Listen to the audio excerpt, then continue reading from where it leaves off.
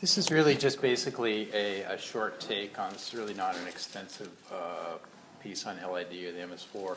MAPC worked with a bunch of towns over in the Neponset River Watershed under the CIC grants, Community Challenge grants, a couple years ago, and we did a project trying to help 10 communities get ready. This is, when we were all still like waiting for the permit to come out, the MS4 permit. And we had a pretty good project with them.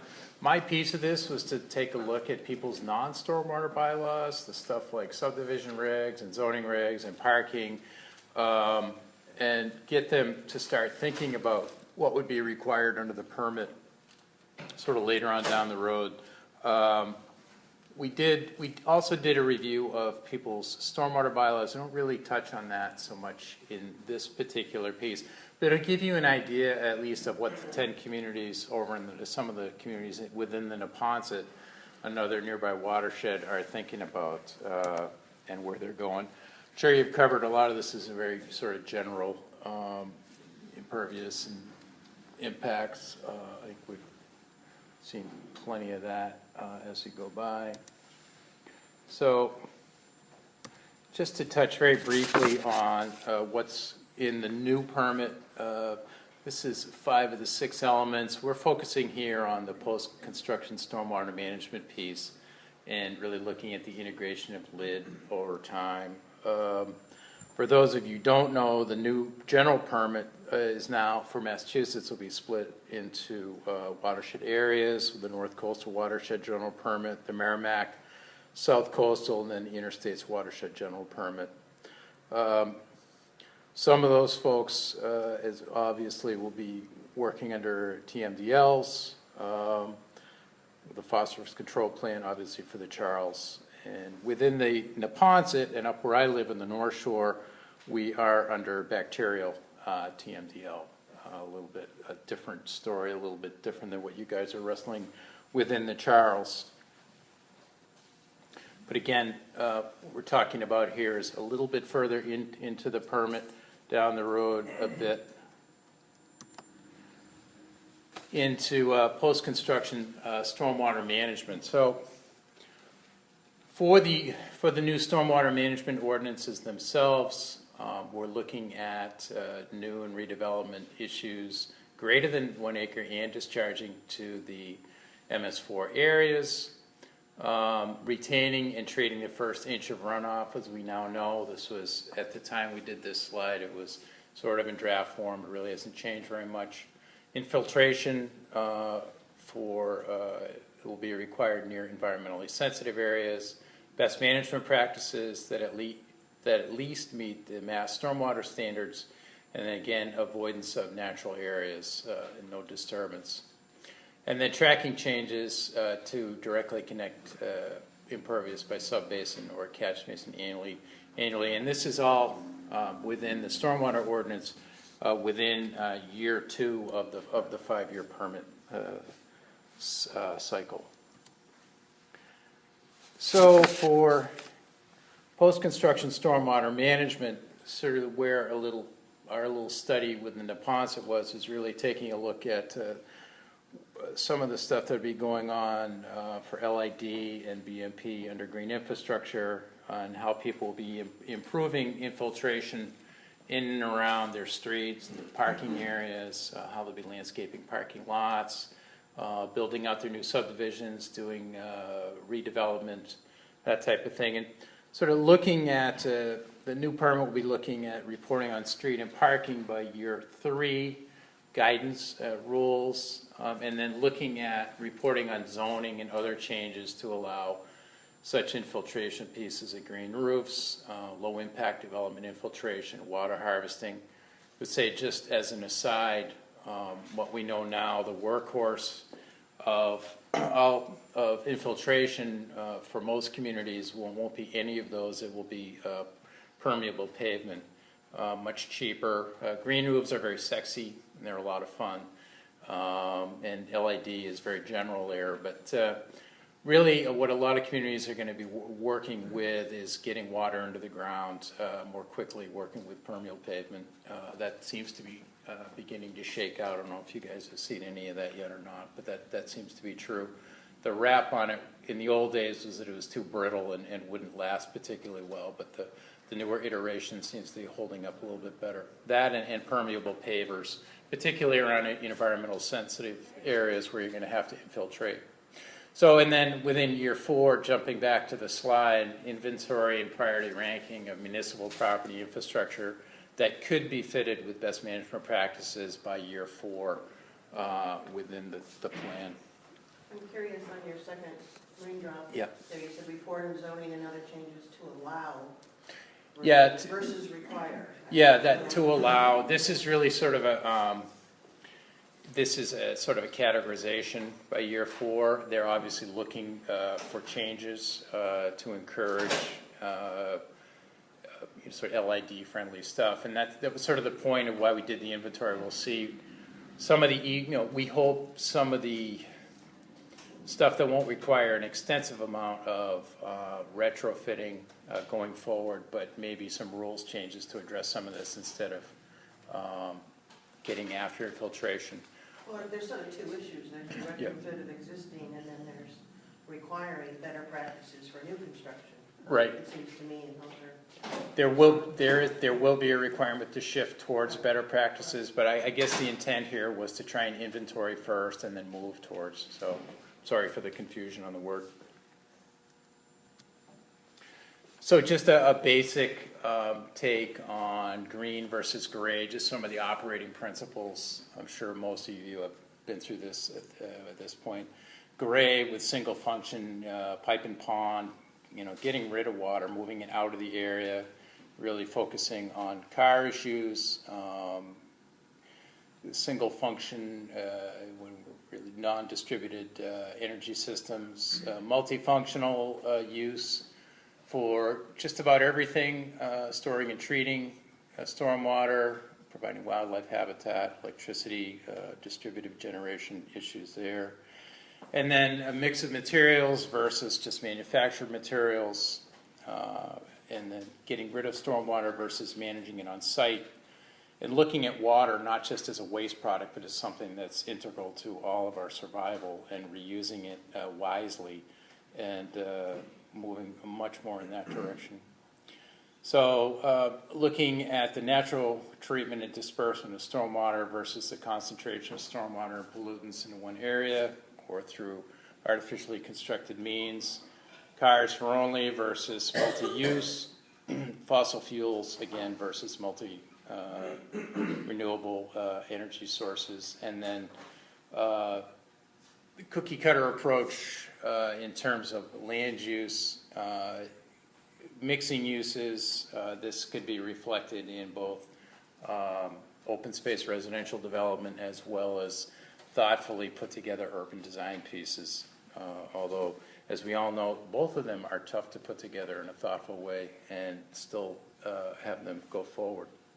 Just out of curiosity, do most of your communities have, are you still going conventional subdivisions or almost all open space residential design by OSRD, by special permit allowed? Most people still using conventional, or still mostly conventional? We have both, and it seems like people are more going to the OSRD route. Yeah. The conventional stuff is more for the 3 or 4 lot little subdivision, infill subdivisions, right, as we call them, that right, really don't have the land area to be an OSRD. Of course, most of us are losing the larger land pieces anyway, and a lot of it's redevelopment at this point. But I think one of the sort of the issues that's kind of out there for the people that still have the land going forward is OSRD has been proven to be, if you leave the land alone and let the land filter the stormwater, it's far more effective than just about any best management practice that you can build. But there's a tension because most communities still are they're still in a position where most developers can walk in with a conventional subdivision, wide roads, and say, I don't have any waivers, I'd just like to get this done. And it's the sort of the rare community that is doing open space, residential design, and preserving that land for stormwater treatment. That will become, I think, more of an issue within 2 or 3 years of this new permit, because they're going to be looking for ways. There's certainly a lot of communities in treating that first inch. They don't want to get into, particularly if it's municipal land, where they particularly don't want to generate any new areas where they're going to have to treat and be responsible for. So I think there's going to be quite a push towards communities looking again at OSRD versus conventional subdivisions for people who still have the land. Obviously not as much of an issue for redevelopment, which I realize within the Charles River Watershed area is your biggest issue. But for those of us with land, 5, 6 acres, substantial projects that are still spread out, maybe single or multifamily, I think it will be an issue. So it's kind of a red flag for MAPC to look at OSRD going forward and seeing who's doing it by right. Save everybody a lot of money and inconvenience. So post-construction stormwater management, this is just a little slide showing some of the examples of each. Porous pavement out in front of the front door. Again, conservation of land, extremely important. Reduced imperviousness overall. Amended soils, rain gardens. Here's an interesting, just sort of an aside story. A few years ago, I did a project down at Spy Pond in Arlington, which at the time had 43 separate stormwater infalls coming into it from various parts of the watershed, and heavily used pond, great recreational resource, very dense area. And one of the really clever things that the planner of the time did, for those of you who deal with crowded space and ponds near heavy development and you're looking for things, Tarlington offered, I thought for the time, a very innovative little piece, and that was actually a small tax rebate on your property tax if you were able to show the town and get signed off on basically taking your roof runoff through your leader and infiltrating it on your property instead of letting it run out into the street. Obviously, not everybody can do that, but for the people who do have the room to put in, say, like a perimeter drain or what we call a French drain around a foundation, they got a small amount of money back, a few $100s on their property, felt like they were doing the right thing. And Spy Pond actually worked out pretty well. They had 20 or 30 people that actually took them up on that, reduced some of the inflows. So stuff like that, simple, sort of straightforward little things can be very handy. And again, leaving your natural areas natural rather than having to go back or create BMPs. How many people now use sort of a mix of low impact development for it? Most towns use like traditional pipe and pond detention rate and some kind of infiltration. Are people using a mix now with your special? Most of you are regulating on special permits, right? For redevelopment, and safe to say, right, in this room. So everybody your engineers and your planners are doing a mix of LID and traditional pipe and pond. It's good because it's pretty tough to do 100% LID unless you've got like a big open stretch of land somewhere. It's not always the easiest thing to do. So again, just sort of a pan slide here. Green roof, rainwater harvesting, bioretention, a la rain gardens, same animal. And just a couple of profile slides there. So this is where we get into the piece that we worked with on the Neponset. We put together first thing we did is put together a non-stormwater bylaw questionnaire.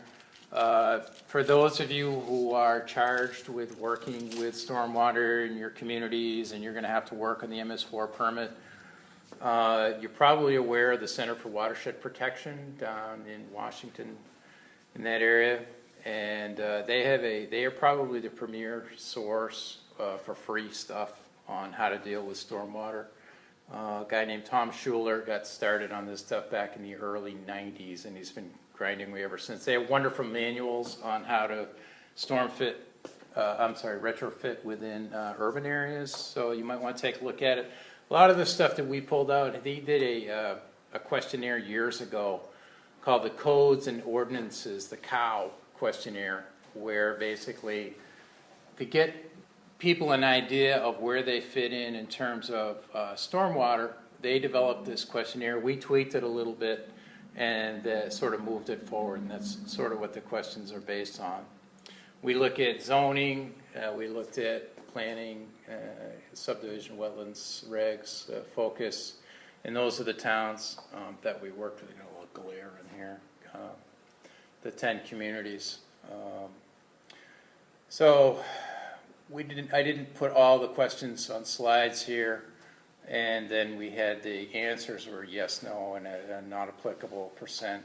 And again, this sort of ongoing, people were working on things, gaps to be filled, that kind of thing. But to give you an idea of what some of your neighbors are finding in terms of where their regs stand now. And this data now is probably about a year and a half old. So that's just a shot of the Neponset River and the towns. So this is the question in here: would you allow stormwater best management practice areas, and it's a zoning question, in setback areas and buffer strips? So this could be front or side yard or rear yard setbacks or sidewalk buffer strips. This is asked of all the 10 communities. So 80% of them allow it, 20% don't. Would you allow the minimization of house setback requirements sort of without going for a zoning variance? And again, You mean in order to get a LID technique in? yeah, exactly right, yeah. Or to be flexible in the development so that, you know, if you wanted to put LID in there, or if you had a buffer zone. So do they allow for flexibility in this regard without going for variance? So have to, 30% don't. And then a couple of towns felt, well, it really doesn't fit for us because we really only use small lots. This is really not something that we have a lot of room to play with on. So this is probably familiar to most of you who work with subdivision regulations. A lot of times within introductions and purpose of subdivision regs, you'll have a limit on tree clearance. Some towns get very specific about what you can take. Some towns don't mention it at all.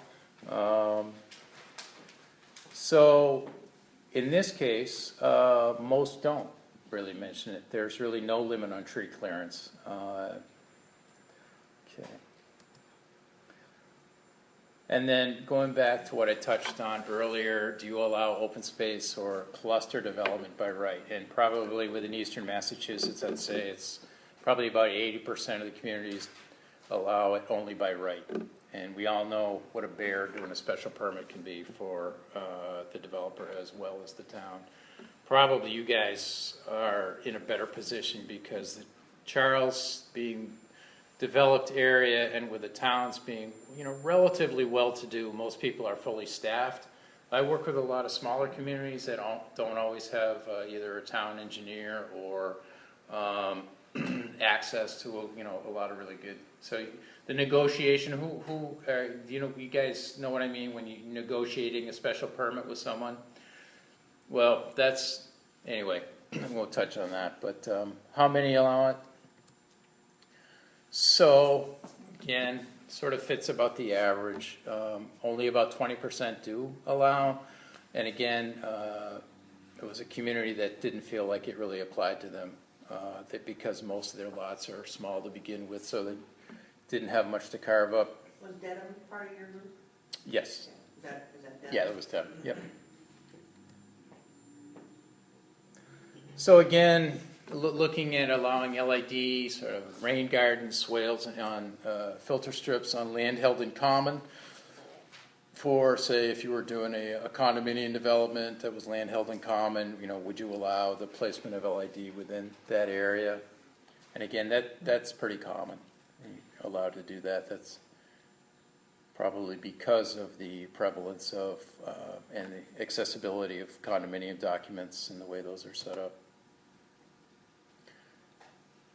And then we get into, we're looking at parking a little bit, and parking, the standard parking uses. So this is, don't require more than 3 off-street parking spaces per 1,000 square feet of floor space in professional buildings. So that's 1 for no more than, say, 300 or so square feet per 1,000 square feet.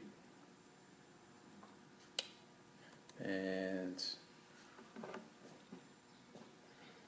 that's in the affirmative, so most folks do not require more than that, which is sort of the cutoff. I think that's probably dropped down a little bit since then, but this is still a pretty good basic standard, no more than 3 per 1,000 square feet for professional uses. 20% do use more than that, and some folks don't allow that kind of commercial space. It's all residential parking.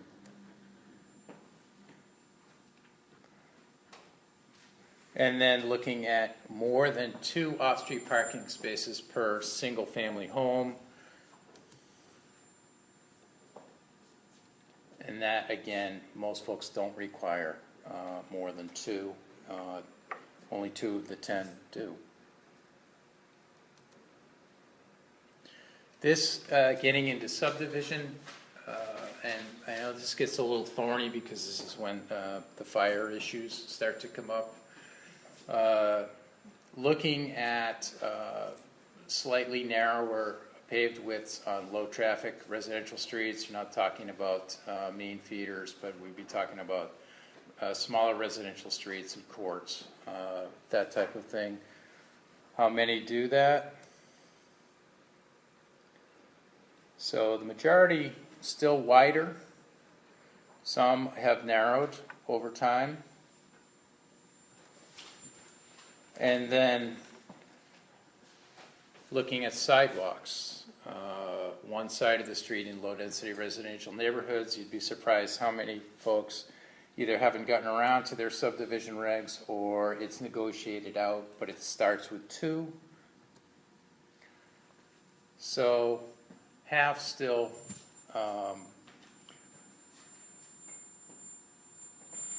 require 2. And 40% will allow 1 on one side only. Differentiation in the towns in terms of the size of the subdivision? I mean, it's, you know, a subdivision could be 60 units and have a main road, so to speak, that's a through road, and then right. You know, some pieces off the side, and it would certainly make sense that the pieces off the side could be much more modest. I totally agree. Yeah. We looked at what the regs say, Yeah. what you start with. So if somebody marches in and says, well, we've got 2 through streets or 1 big cul-de-sac, and it's number of units, and would negotiate to put sidewalks on both sides, but we've got a couple of smaller ones. Probably go with that. But right off the top, you have to argue for. You start with the premise of the regulations, and then you usually go down from there based on public safety, right? But it is kind of a big deal in terms of perviousness, because if you could knock out, there's quite a bit of square footage in a sidewalk. If you have a 3-foot sidewalk, from which is what you usually build in a subdivision, and you take, you've got 400 or 500 feet of that. That's quite a bit of paving over space and time. That's area that doesn't receive infiltration. And then looking at making cul-de-sacs smaller.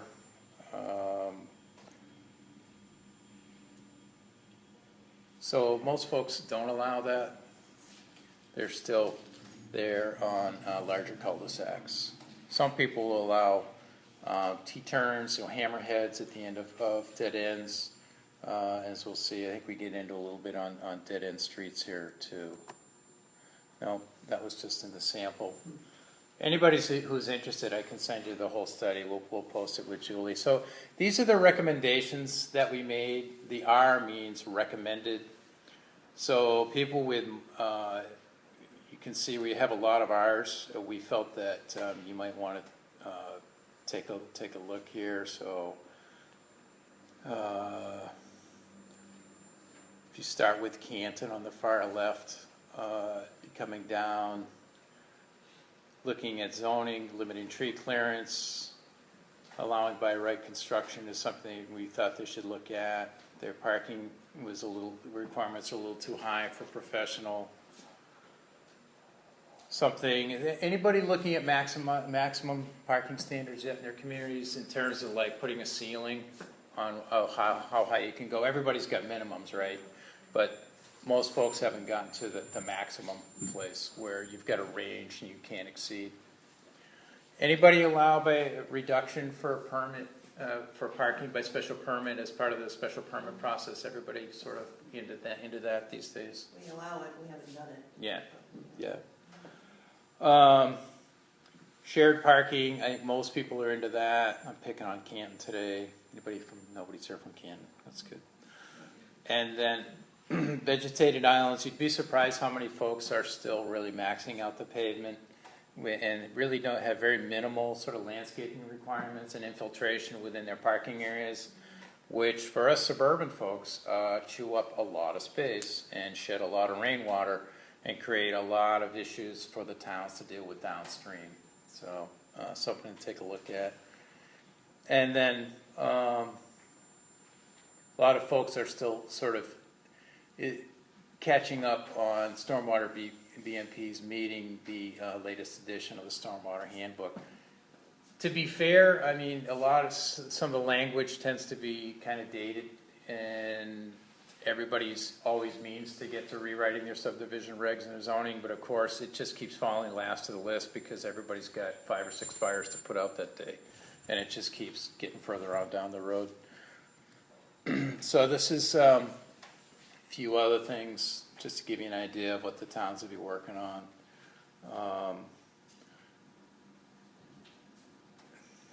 Sorry for the overrun. Sharon did pretty well. They've been working on it. Milton is coming along. Some of the towns are really starting to pay attention to this and are sort of beefing up and looking carefully at what they might be needing, or have sort of gotten into LID a little bit earlier than others. So this is just a way of sort of doing LID without building parklets or rain gardens or constructed wetlands in your town, whatever. You know, think about reducing your parking, narrowing your streets, requiring a little less parking. I'm sure everybody works very carefully with shared parking, which can be, looks great on paper, sometimes not always the easiest thing to do in reality. And again, for suburban towns where there isn't a lot of transit available, I know that parking is tough. I know that there's always pushback from selectmen and other officials that, you know, there's never enough parking. But I would urge all of you who hear that again and again in their downtowns to take a careful look at how often do your parking areas really get maxed out. It's usually during peak times. It's like maybe 20% of the year. And the rest of the time, people don't want to walk more than like 3 minutes, and that's a lot of the issue.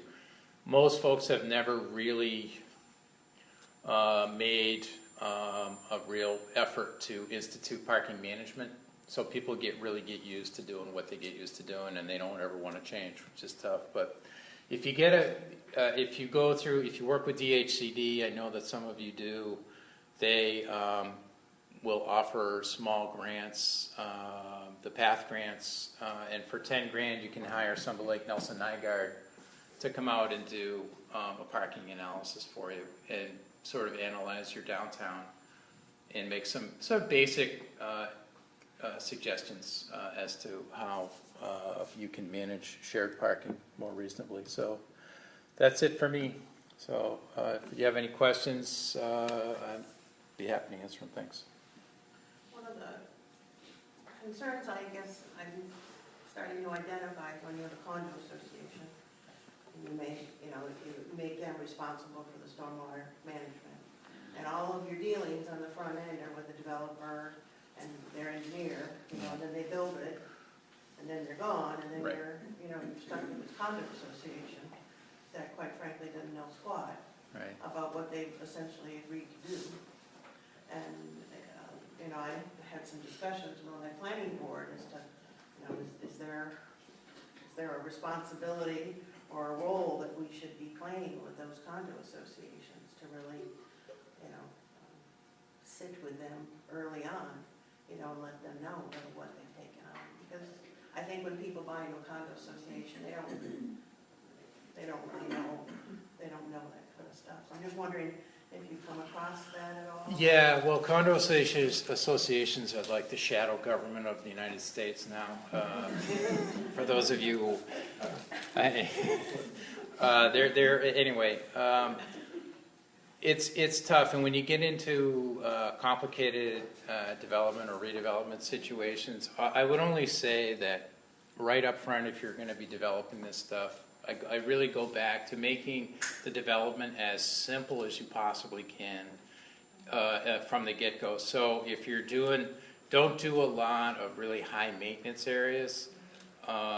Use as much of the land as you can for like either infiltration, reduce the number of lots or the number of developments. Say, look, you know, it's going to cost you on the other end if we allow you these 2 or 3 extra homes. How about it? Simplify it a little bit. The less stuff you have to take care of, either under a special permit or and this is all special permit, which they're pretty dicey to run around, even if they're not condo associations to chase after, because towns don't really have much recourse after a certain amount of time, and often they get sold, and the new owners are like, "What? We didn't do that." So it's. I think thoughtful design in a lot of ways is trying to do things as simply and as well as you can up front and think about reducing the amount of maintenance as much as you can. Think about really incorporating the maintenance that's going to be needed, and I would stress that to a condo association and say, look, this infiltration or this wetlands detention area is going to handle a lot of stormwater, and this is exactly what it needs, and put it really as a separate document in their or append it to their stormwater management plan, and make sure that it's really, really clear. But to be honest with you, some of the stormwater ordinances that I see are so complicated that they're tough. And I think that there's a lot of improvements that could be made to go through, try and simplify the process as much as you can, and then really call out for maintenance that you know is going to be needed, and really make it clear that no matter who owns it, it's going to have to be done and not by the town, because the towns, you know, get stuck with that stuff. Are there requirements now within the new permit that towns are going to have some oversight responsibility on these various homeowners or condos associations to see that they are carrying out their stormwater responsibilities?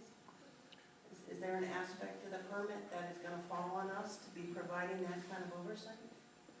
Does anybody know? The town's going to be on the hook if the stormwater winds up on town property, and then they have to deal with it. So there's an incentive for the town to get after private property people to make sure that that stormwater stays on their property, and that sort of goes back to that. So I think the LID stuff is improving by leaps and bounds all the time. It's getting simpler. A lot more people are using it. I really would urge you to check out the Center for Watershed Protection. They have a lot of great stuff. The CRWA has got some great fact sheets as well. The more that we all do it and build with that stuff, the more we'll all learn from each other's mistakes. But as much as you can, I would go back and really try and think about what maintaining open space is the simplest way of maintaining our water quality, both as open space but also as the way we're building going forward.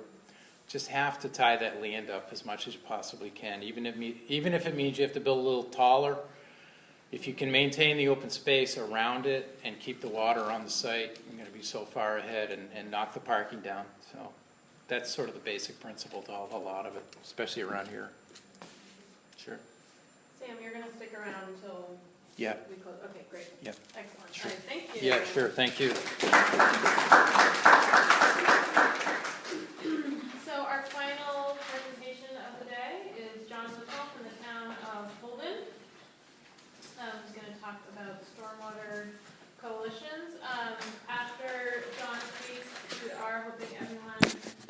We'll have a little bit of time to stick around for more of an open discussion for our last half hour, 20 minutes. And then there'll also be an opportunity to answer more questions as well. Thanks, John. Good afternoon. As Julie said, I'm John Woodsmall, Director of Public Works for the Town of Holden, and I'm going to talk about the Central Massachusetts Regional Stormwater Coalition. So just in general, I'm sure most of you can surmise what we do, but it's a group of regional entities that get together with common purpose, somewhat similar needs, and varying degrees of similar amount of resources. Their means of encouraging cooperation between neighboring communities. It's a matter of being able to share some of the public resources to the benefit of all the members, and for the most part, it comes down to most of these communities. We're all the same. We're all in the same boat. We're all in this together in terms of learning about dealing with the permit, learning with the new permit, and trying to move forward and implement stormwater management. So we have a diverse group of communities, and the question is, why should a community choose to join a coalition? And a lot of these communities don't have a great deal of resources, but we all have to do the same things. We all have to understand how the stormwater permit works, how the stormwater management works. We all have to educate the public about what stormwater management is and what the MS4 does in a community. Then we have to implement all the various permit requirements that we've heard a little bit about today and that are contained, and whether it's DPW folks, planning folks, conservation, zoning, building. There's a whole gamut of departments within any town that needs to understand how to implement these permits. And then, of course, we have to write it all down and keep track of it and map things and submit our reports. So at the end of the day, it really comes down to, in the state, there's 351 communities, about 250 plus have some sort of stormwater permit that they got to deal with. And at the end of the day, how different are communities in Massachusetts really from each other, and how different is the stormwater problems that they're doing? And of course, money is always an issue. So back in 2012, as communities were dealing with the current MS4 permit and starting to see the very iterations of the draft permit that had been proposed, there were some conversations about how are towns complying with the current permit? What are some doing better than others? What are the understanding of the communities going forward and what they see coming out with the new permit? How does everybody pay for it? This started back in 2012 when we're still coming out of the recession. The municipalities have been slower to recover from the cuts that happened back in 2008 and 2009 and so forth. And again, looking at it and, aren't we all doing the same things? And is there any way that we can find a way to combine resources and get more bang for a buck, essentially? Luckily, at that time, in 2012, the state introduced the Community Innovation Challenge Grant. Continue with that, but this is just an overview right now of the communities within the coalition. This map isn't entirely accurate. It hasn't been updated. We've had some changes. The listing of towns is correct. So it started off with the original 13 colonies, as we half-heartedly joke about it, and that was this core right here. I'm from Holden. This is the city of Worcester right here. Basically, all these towns, for the most part, ring the city. The city has its own Phase 1 stormwater permit, and they're an island unto themselves, and we do our thing, and Worcester does their thing, and tough nut to crack. But for the second year, we expanded from that 13 to 30. And over the past year, we've actually added in Marlborough and Framingham. So the coalition spans close to 50 miles in width from Framingham all the way out to Wilbraham. These communities in various ways are parts of the same watershed. We have sharing of the Nashua River watershed, the Blackstone River. I think we get into some of the French River and the Connecticut River watershed back there. There's some of the Concord Aspet Sudbury watershed to the east. I think even part of Hopkinton possibly is somewhat in the Charles River watershed. I'm not. Very small corner, yeah. So it's a big chunk of the state that's has decided to join in on this. So getting back to the CIC, in general, the CIC was a effort by the state to encourage regionalization of the services that towns were doing, whether it's regionalization of emergency dispatch, board of health functions, all sorts of stuff like that. There were a number of towns out in our area that did regional equipment purchasing collaboratives. The core towns started off with coming up with a stormwater management program. So there were 13 towns that applied as one in FY12, and the coalition received $310,000. Second year was $115,000, and the third year was $80,000. The idea with the grant was that these projects will be sustainable, could be duplicated to other parts of the state, but that they would also be eventually self-sufficient. So you can see, as the grant got more popular, there were more applicants, the overall grant awards went down, but the state was also weaning us off of their aid, and you can see in 2013, each town contributed $2,800, and in 2014, each town was asked to contribute $4,000. So as I just said, as part of that weaning process, we started self-funding ourselves. For the past, we had some overlap from the FY14 into FY15, but for the past two fiscal years, if you want, each town has been asked to contribute $4,000. And two towns dropped out because they couldn't afford the change from $2,800 to $4,000. But we had two larger towns and cities come in. As I said, we have a wide range of communities that are part of this coalition, and some of the communities weren't even MS4 towns. They weren't covered by the permit. They just had interest in recognizing stormwater as an issue and knowing that at some point down the road they were going to do it. But some of them are also very rural, very small staff, and very tight budgets, and they didn't see the benefit. But c'est la vie.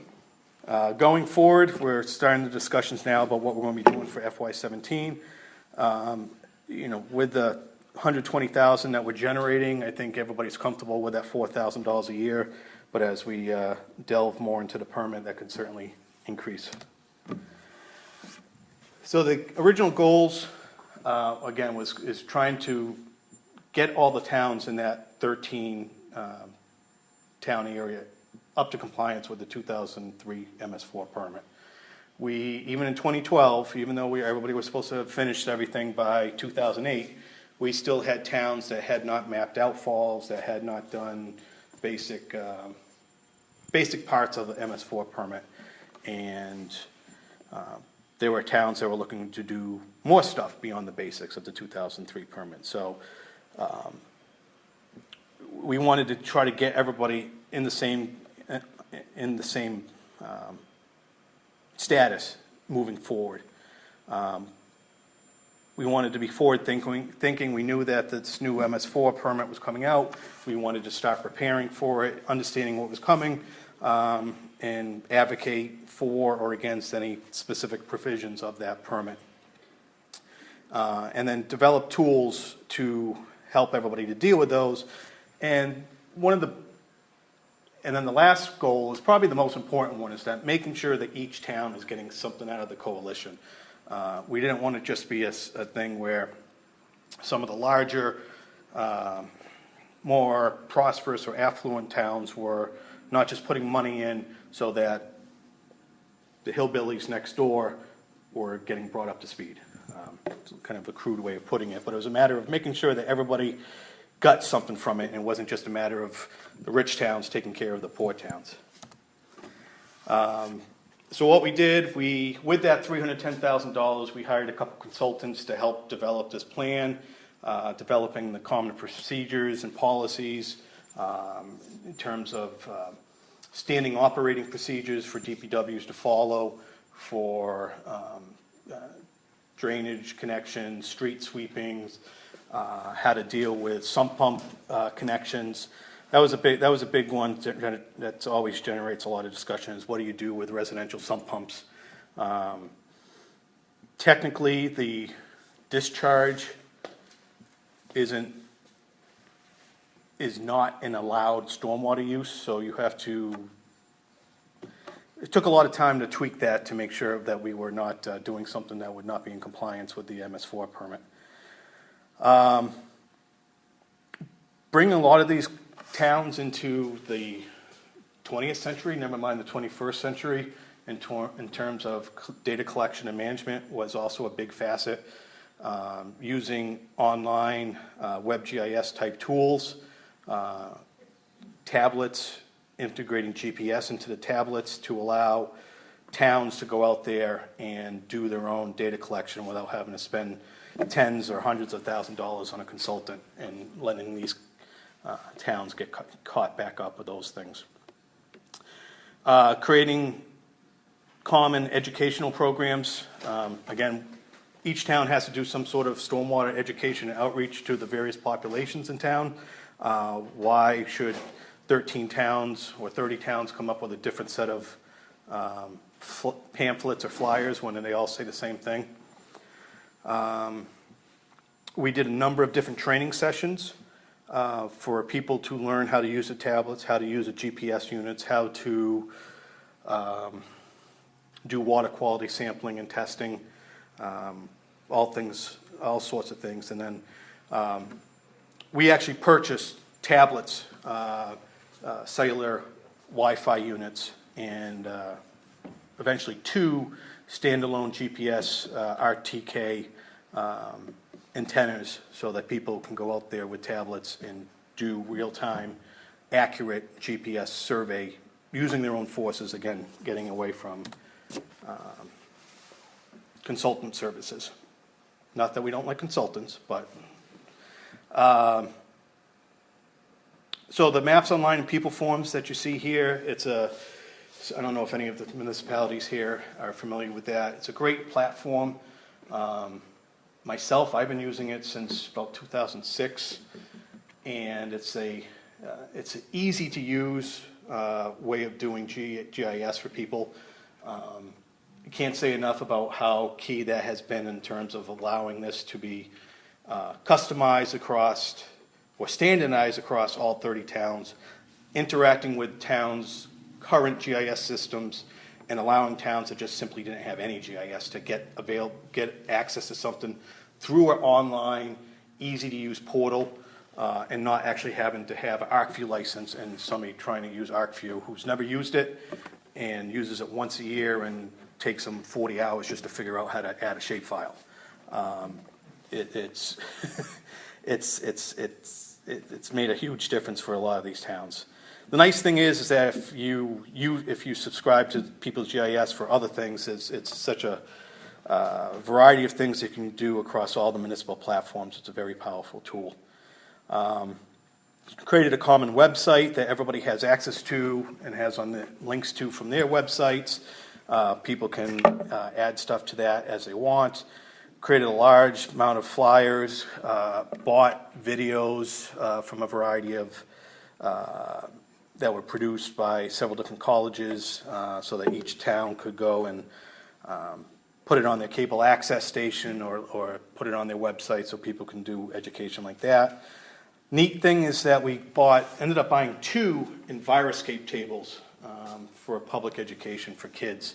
These are tables that probably about the half the size of this, and it folds up in a carrying case, and it mimics, it allows you to talk about topography and different soil types in using actual water and colored dye. You actually you can show the kids how water flows over different territories, why it gets muddy if construction site, and how it all ends up down in the river. So it's been very good for educating the younger kids. I know our town, we've gone into 2 of the elementary schools so far. We've set them up at the couple different touch a truck events that we have, and the kids love it. I was actually shocked at the last truck event, how many, they got the fire trucks, the police cars, the light department trucks, all the DPW trucks, and the kids were swarming over this table with water. So it's a great way of, and we rotate it. Basically, 2 towns hold on to it, and when somebody needs it, they call up and go and pick it up, and there you go. And we kind of, same thing with the GIS, with the GPS system. It's on a revolving basis. There's each unit is owned by a core town, and when you need it, you just sign up. We try to space them out so the east side Framingham doesn't have to drive all the way to Wilbraham to get the GPS unit, because that just doesn't make too much sense.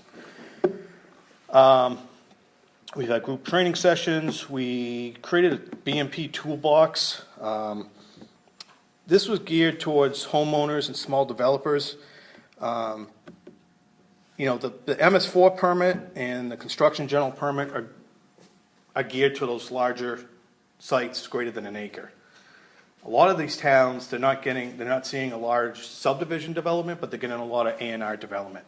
And it's those individual lots that you have Joe Schmo contractor who just wants to come in, blow the house out, and get out, and in the meantime tracks half an acre of mud out into the road. Might not be they may not be covered by a notice of intent. In some ways, those are the biggest polluters for some of these towns, getting sediments into the right-of-way. So we created a toolbox that's available online, also some pamphlets, so that try to do some education to homeowners and developers that, you can't just let your entire lawn run into the road. Do you think we have any legal ability to push stormwater on A&R lots? Well, if their lots are developed jointly underneath the current construction general permit, if they're constructed jointly and disturbed more than an acre, then they're covered by the construction general permit. And then it depends on how your individual stormwater management bylaws are put into effect. Before I worked for Holden, I worked for the town of Southborough, and they had a pretty strict stormwater management bylaw that was administered by the Conservation Commission. And there would be, it basically, there were lots. I remember a couple projects that the thresholds for disturbance of slopes that were greater than 15% or something was one single trigger of a stormwater management permit. And long story short, we had a single family lot that had to build a storm scepter and an infiltration basin to get built. So that was under the stormwater? That was underneath the stormwater. In terms of what triggered? Yeah. And that project required a notice of intent and the stormwater management bylaw. We also had projects, there was one project that didn't require a site plan review, didn't require a special permit, didn't require a notice of intent.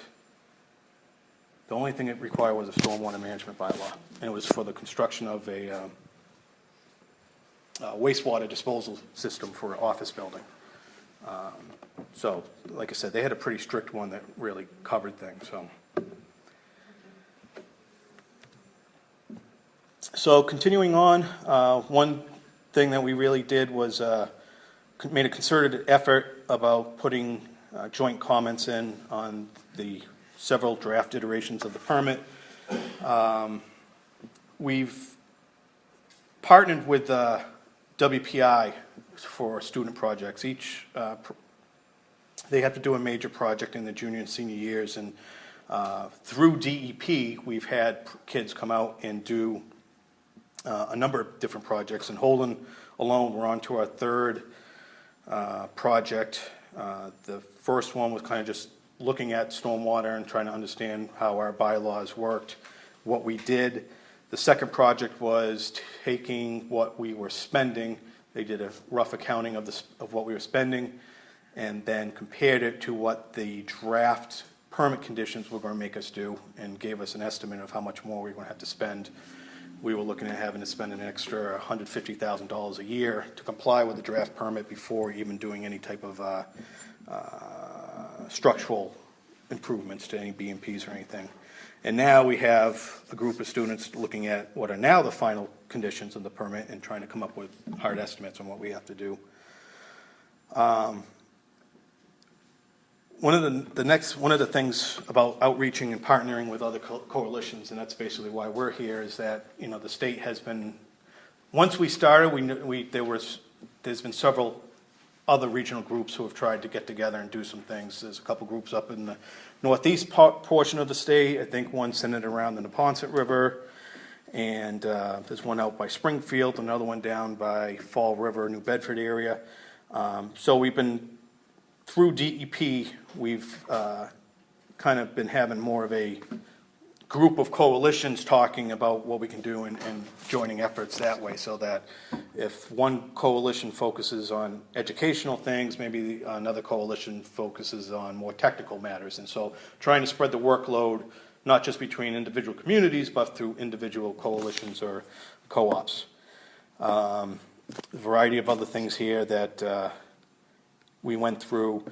The data that we collect is available to all the other towns. So towns that share common watersheds, water bodies, you know, you might have a river with one town on one side and the other town on the other side. You have access to both sets of data, so you know what's going on with their outfalls if there's a problem. We had a consultant from North Carolina come up and do a presentation to all the coalition groups on stormwater utilities and how to create those, and things like that.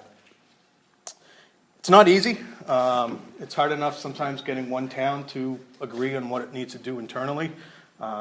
Bringing 30 different towns in to do that is even harder. You have a wide range of opinions. You have different levels of technical staff, administrative staff, different budget resources. You need to make sure that everybody is getting something useful out of the group, or else they're just going to leave. There has been, as I mentioned, there were a couple towns who dropped out. New towns come in, and of course, the new permit is one of the biggest challenges. For anybody thinking of creating a coalition, you need to have a lead town that acts as the lead administrator. That the funding goes to that town. Intermunicipal agreements are made with all the other towns in that town.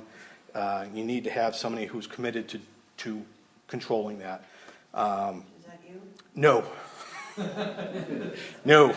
Town of Spencer has taken on that role. Adam Gaudet is their town administrator, and you got to give him all the credit in the world. Robin Craver, the town administrator of Charlton, has been a big driver in this process. It actually started out as an initiative between Spencer and Leicester and a couple of other small towns, looking at, you know, a single small watershed between those communities, and then it has grown. But at the end of the day, Spencer has remained the lead administrator for it, and it's. I hope he stays there for a while, because if he leaves, I don't know if the next administrator is going to want to do all that.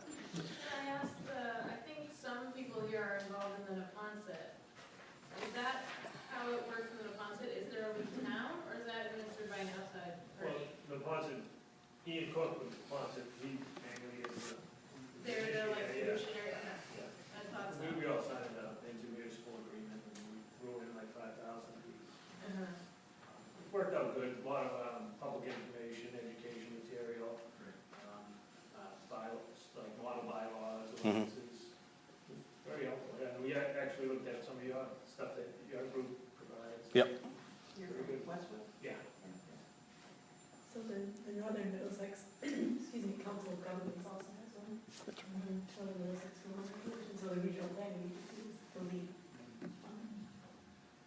there's a variety of different models out there as to how the different towns are creating these coalitions. What we found for ourselves is like anything, there's a core group of people who are really active in it, and then there's some other towns that are kind of come in and out and may not be as committed.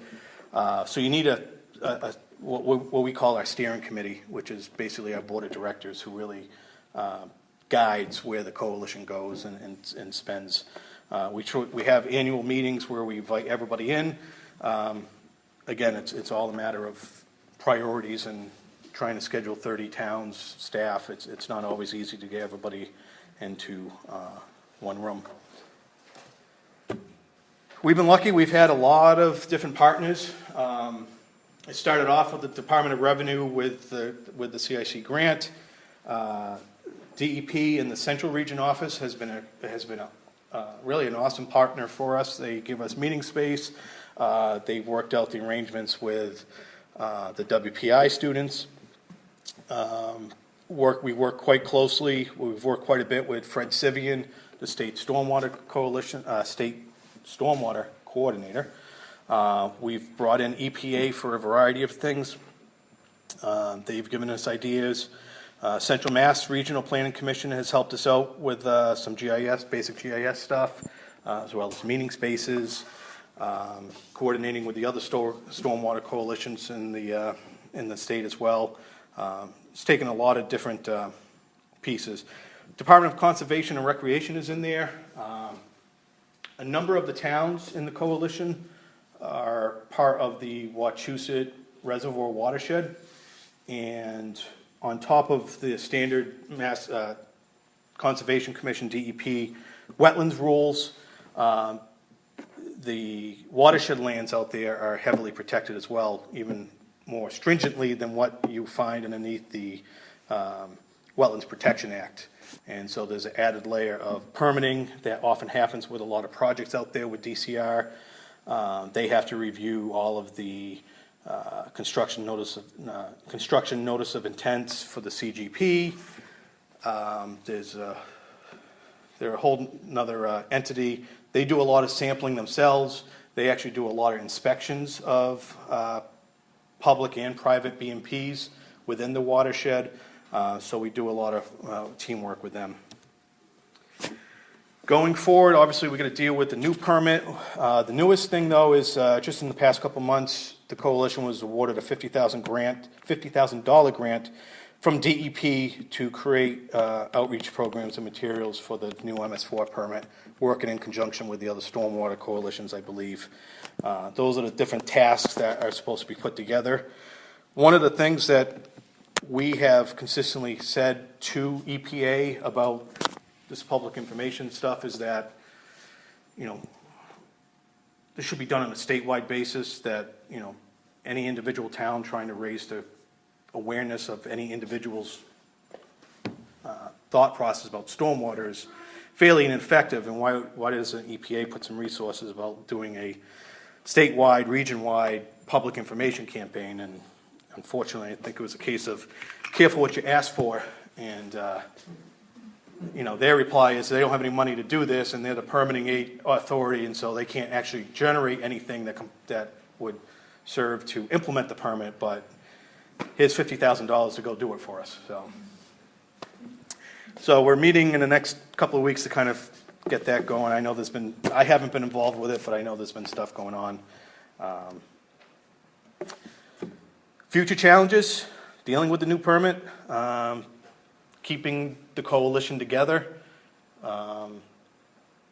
Again, things change, budgets change, priorities change. We're 30 towns. I wouldn't be surprised if eventually sections get divided up into more cloistered coalitions. But for the time being, we got 30 towns, and we got to make sure everybody gets something and keep on working with everybody else. And I think that's it. Oh, actually, sorry. Just in general for the themes of what we need to do. Push for integrated planning with EPA and DP.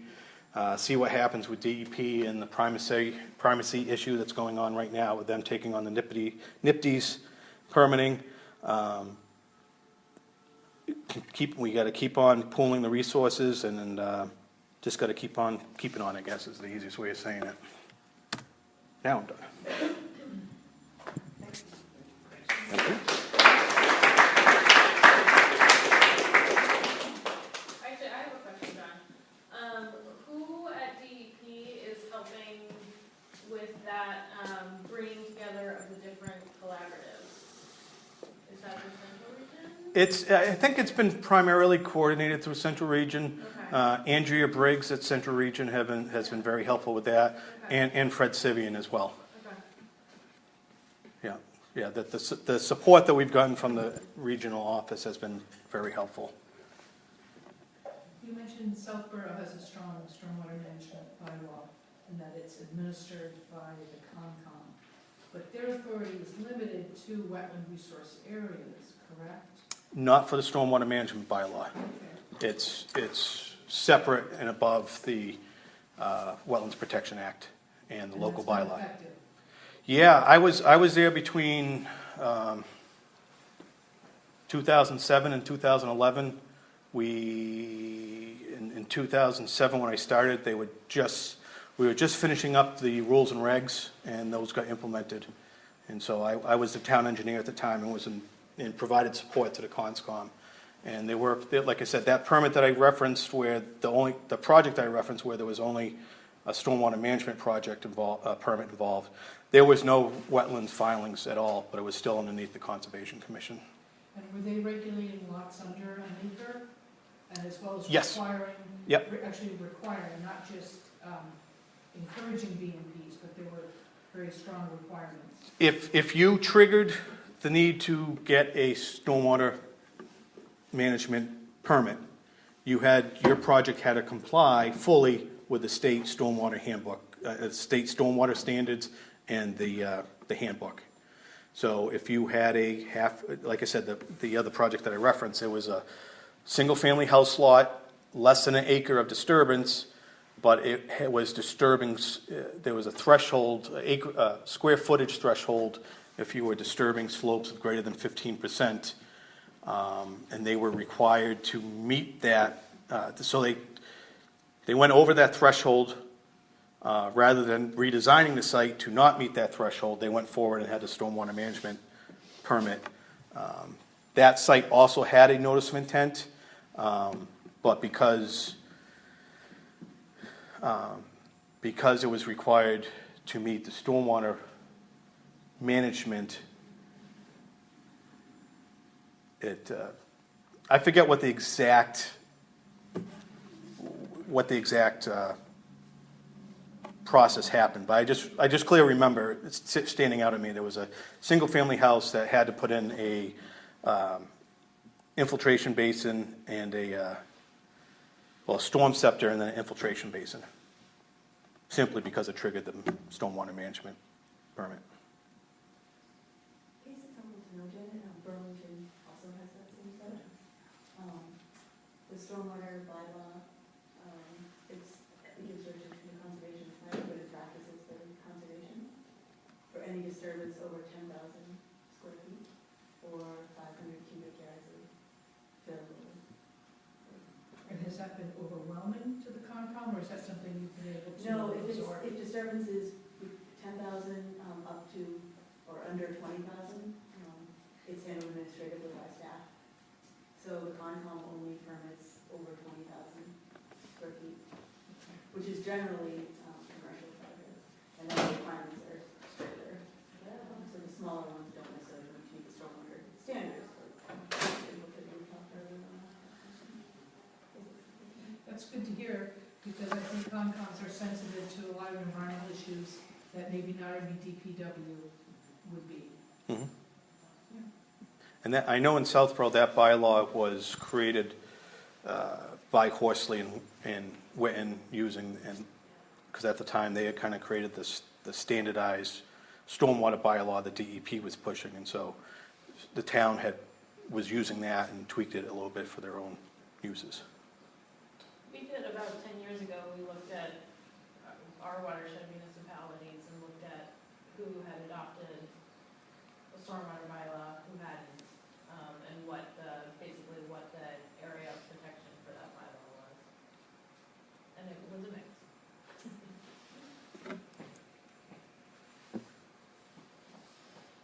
Great. All right, Thank you. And hopefully you can stick around as we move into discussion.